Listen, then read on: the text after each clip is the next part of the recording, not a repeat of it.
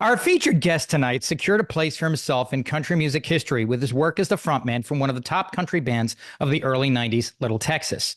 That band recorded 8 top 10 singles and 2 platinum selling albums before spawning successful solo careers for many of its members.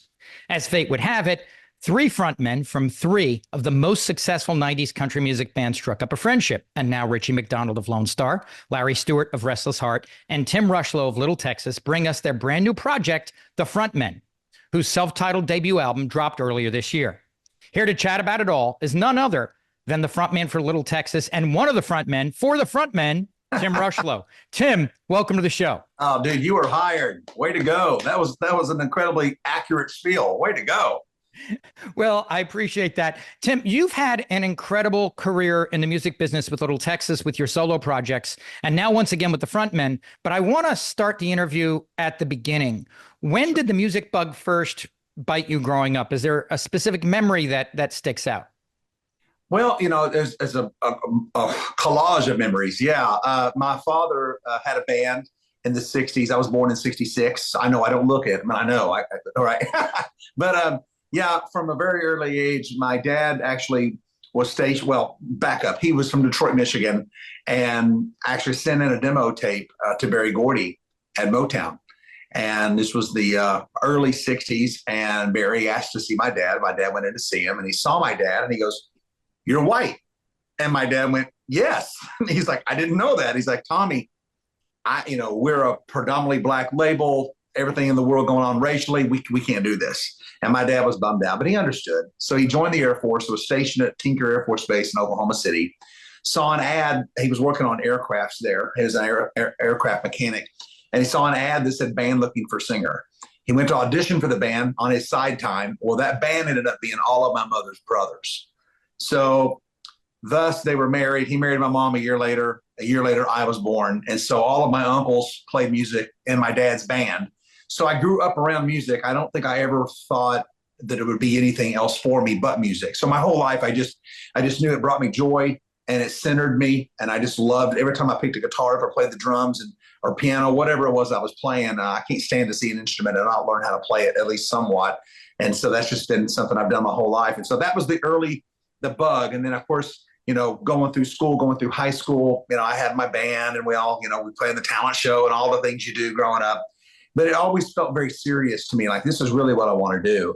I think from that point forward, I moved to Nashville at 19 with an RX-7 Mazda, piled down with my clothes and a guitar, and just moved there thinking, okay, I've got 4 months rent. Let's see how long is it going to take me to get into something. That turned into working at Opryland USA in Nashville, singing in the country show and in the 50s show, and being a frontman for their band. And it was a lot of fun, and I learned a lot from doing it. And I wouldn't take back a second of that. The work ethic you learn doing 4 shows a day, 6 days a week, it's a lot. But I learned that there's really no good, bad, or off days. Whether there's 2 or 2,000 people, you go out there and you give it your all every time. And that's just what I learned from that experience. Then in the off season, I put together a band that ended up becoming Little Texas. We put a van and a trailer out there, and we went out and played all over the country. And there was no internet, there was no cell phones, so it was just literally word of mouth. So we would play from Myrtle Beach, South Carolina, all the way to Bakersfield, California, and everywhere in between. And we would play 6 nights a week, 5 or 6 sets a night. And then we'd travel 1,000 miles on Sunday, set it up, and do it over again. And that continued until late 80s, early 90s, when Star Search called us and said, "Hey, we love you guys. You should be on Star Search." And we're like, "We thought you had to audition for that." They're like, "Well, we've seen you on the road. We just want you on the show." So we recorded some music, went out there and started that show, which turned into a neat little deal for half of a season. We got some exposure on TV. We lost in the finals to a band, a Canadian salsa band. So it is what it is. A Canadian salsa band. Oh, yes. You can't write this stuff up any better than that. I think they were called Mad About. That way, when they misstep when they're dancing, they can say sorry. I think they were called Mad About Plaid, and I could be wrong, but I think that's right. But after that, we just kept at it, and finally, Warner Brothers. We talked to every label in Nashville 6 or 7 times over, and 6 or 7 times they graciously said, "You guys are a little clubby. We don't really get it. It just doesn't work." And we were thinking, well, yeah, we play clubs. We are clubby. but we make people stop drinking their beer, stop dancing, and watch us and listen to us. And then that finally turned into Warner Brothers giving us an opportunity with our producer and co-producer, Doug Grau, who worked at the label. He pretty much put his job on the line to get us a shot. Then, of course, our manager, Christy DiNapoli, who also co-produced with Doug, those two were sort of the little engine that could, and we were the band that could and would, and we just didn't take no well for an answer. What drew you to country music as a genre? I mean, if you came from such a musical family, I got to presume there was a lot of different genres that the family probably listened to. If you really had to stop and think about it, was there a particular sound or particular feeling that drew you specifically to country as a genre? That's a great question. And you're making my mind think of things I haven't thought of in years just by the question. Yeah, my dad's a blue-eye soul singer, a white boy soul singer. He was pretty much like if you took David Clayton Thomas from Blood, Sweat, and Tears and mixed him with Huey Lewis and the News, you'd have my dad's band. They were just that, that white boy soul music. And it worked. And so I grew up listening to a lot of that, but then I started listening to a lot of country music.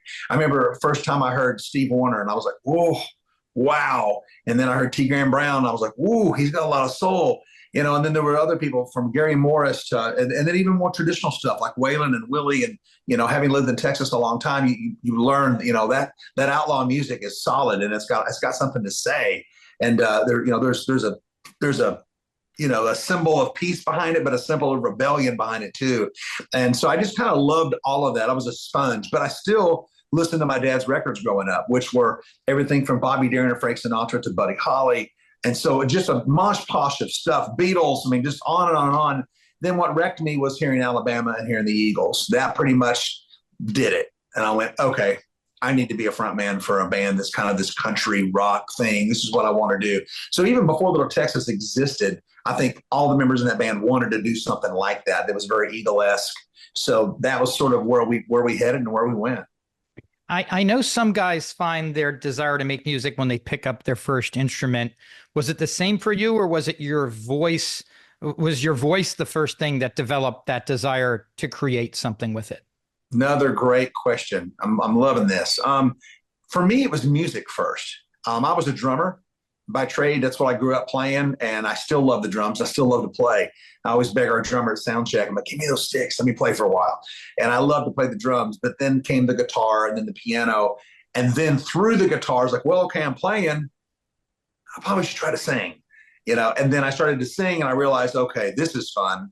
And then I realized I didn't have any formal training. So in junior high, I joined choir. And I did choir, I was the president of the choir on 10th, 11th, and 12th grade. And that taught me to sight read. It taught me the little dots on the map really mattered. There was something to this music thing, So I learned a lot of stuff like that. And that really helped me out a lot. And then from there, I don't know, man, it just felt natural to me to do that. And then, of course, playing the drums and trying to sing wasn't working because I was behind a kit the whole time. So I wanted to be out front, So that really just was the start. And then I think, honestly, once I got out front, and I realized that I didn't suck and my voice was good enough to command some attention.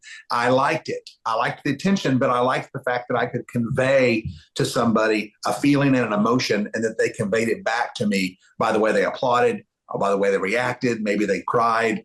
And I realized the power of transferring information as a singer to an audience member, that was really powerful. And then I really belonged in that circle.